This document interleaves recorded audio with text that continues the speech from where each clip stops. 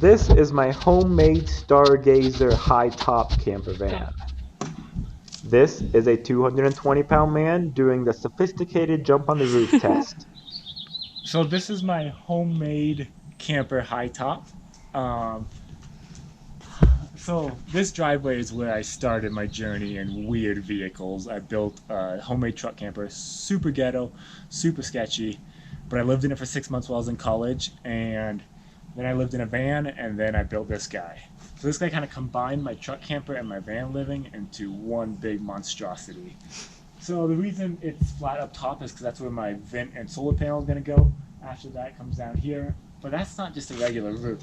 There's acrylic on the inside, so it's all see-through for seeing the stars at night. I'll show you the inside. So obviously I'm not done, but I wanted to show you guys a quick tour while you can still see all the supports and the beams before I cover it all up with walls. Hop on in. So yeah, this is my van. Up here, it's actually 7'1", but I'll put flooring and the ceiling. It'll make it about 6'10", 6'11". I'm 6'6", and it's big enough for me. I decided to fight another wildland firefighting season, and I didn't want to rent the place by myself for the summer when I'm gone all summer working. So I decided to buy another van to build a Hightop. And my wife said the only way I could get another camper van was if she could stand up in it, because the last time we lived in one, she hit her head a lot. So then I thought, if I'm going to make it so she can stand up in it, what more would like another 6 inches do to the gas mileage or safety? I didn't think it would do that much. So I made it tall enough for me, and pretty much anyone in the world can stand up in this camper van. It's so all the way up until the back here is about 6'6", and then it goes a little bit lower, but this is where the bed's going to be back here, so it doesn't matter. So I'll be building walls here as well as a roll bar behind the passenger and driver's seat, but I wanted to keep the middle open so I could easily get from the driver and passenger seat to the back, no problem, so I could enjoy this nice view back here. Other things to consider though is this is basically a sun oven. So I made these insulation panels, and they basically just fit right up inside here. And I'll make them a little bit nicer and user-friendly when I'm actually building out the van for living quarters.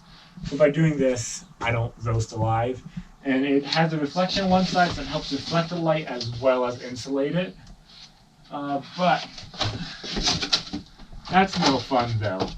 But acrylics have a pretty bad RH value, so during the summer I can open it up and it'll help cool the place down actually while I get to watch the stars. And then in the winter, if it's a sunny day, I open this up and it heats the whole place up. So I did a little bit of research, and people have done some wooden High-Tops in the past, but a lot of them are on Fords that have a lot flatter roofs and they just bolted it on top of the roof. But this is a Ram, so it's got really curved roofs, making it difficult to do that. Plus, I wanted my Hightop to be attached better than just like a couple bolts on the roof. So I decided I'd lose a little bit of usable real estate, but I'm going to run these supports throughout the van. So this is also going to help possibly lower the center of gravity a bit, because instead of all the weight being like right on these edges weighing down, the weight gets pushed down to the floor.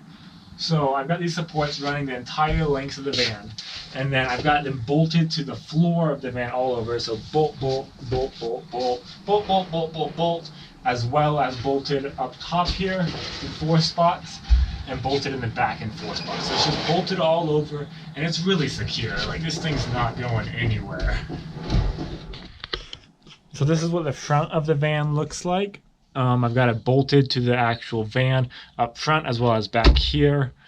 I've got it all sealed internally along all these edges as well as externally. So if the external seals fail, the internal seals should still prevent any moisture from coming in.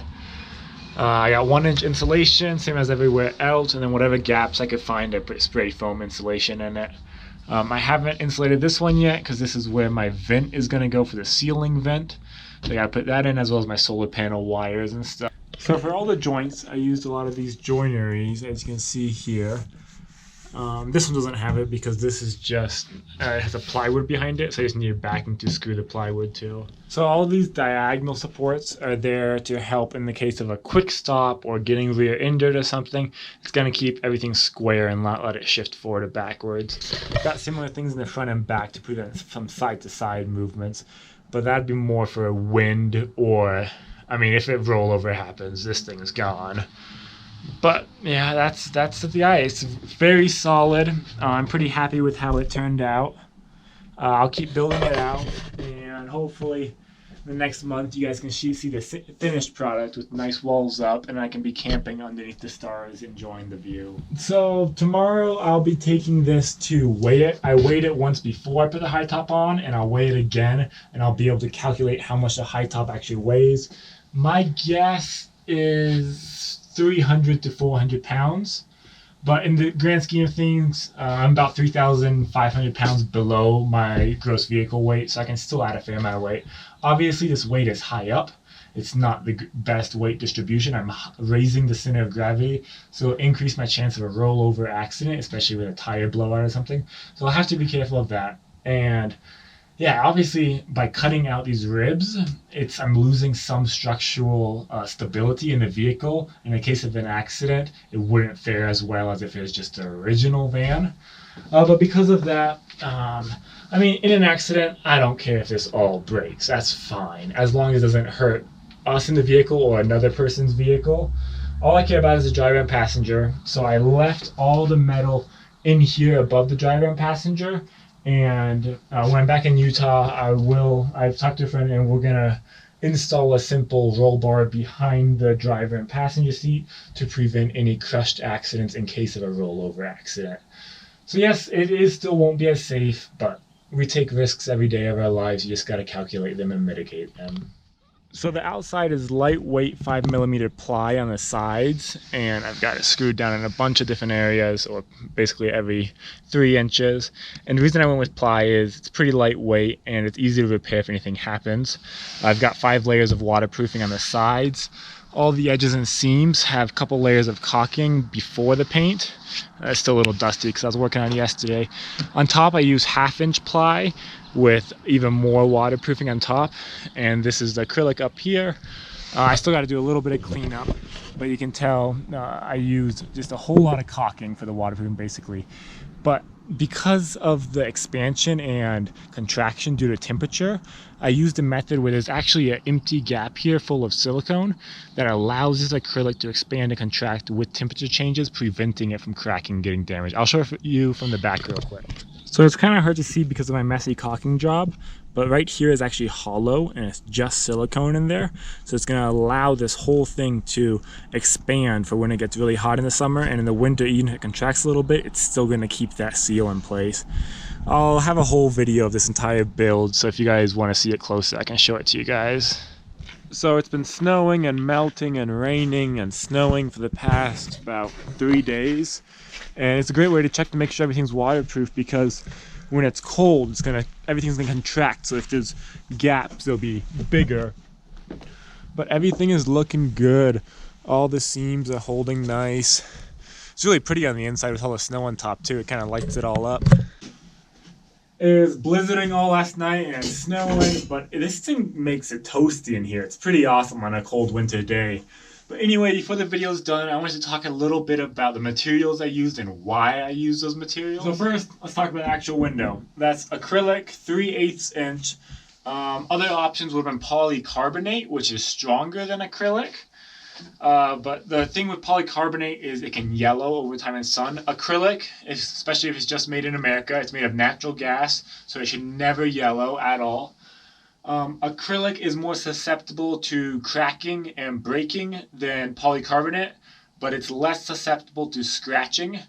So I think it shouldn't get any direct damage, so it shouldn't crack. So I'd much rather not have to deal with a bunch of scratches, because you can clean scratches, but they're kind of a pain in the butt in plastics. Next is the structural material. I went with wood. I know a lot of people aren't going to like that because they think you can't make strong wood structures. Other options would have been steel or aluminum for the structure. Steel's you can use less support because it's stronger, so weight-wise with wood, probably end up being a little same or a little bit lighter. Problem with steel is that for insulation, you can have a lot of insulation bridges. and you're still going to have to build a wooden structure to attach all the paneling and the interior walls to. Same with aluminum, you'll still have to build a wooden structure probably inside of it. Aluminum would have probably been the best structural one because it's lightweight, but if you guys have ever welded aluminum, to do it well, it's pretty difficult unless you have a really expensive welding machine. So aluminum would have been ideal, but it's just a lot more work. I've worked the most with wood before, so I was most confident and comfortable working with wood. A great thing about working with wood is if anything ever gets damaged, it's really easy to fix. Like my truck camper I built, I actually crashed that, but I had it fixed in a couple days. For exterior, I just did plywood with a lot of waterproofing. Superior would have been fiberglass. But because I'm mostly in Utah and Colorado, you don't really have to worry too much about mold damage and stuff. So I just went with the wood. Again, if I find that it's not working over time, I can change it to fiberglass pretty easily. I was going to initially, they have fiberglass reinforced panels, FRP, that you can attach to wood to make it basically fiberglass. I would have used those, but the wife vetoed it because it's kind of ugly. But just wood. Besides that, yeah, so I mean, I'm sure people are going to say this thing's a death trap. But then again, if you're driving like a muscle car from 1970s with no airbags, that's a death trap too. We all take risks. You just got to calculate them. But yeah, I'll let you guys know how it goes. I've got no shame if I made big mistakes and something bad happens. I'll let you guys know if this thing breaks or if I get really bad leaks. Yeah, I mean, that's how you learn, is making mistakes. So if this doesn't work, it doesn't work. But hopefully because of that, someone else doesn't have to make the same mistake I make. But I think it's going to turn out awesome. Stick around and you'll find out too.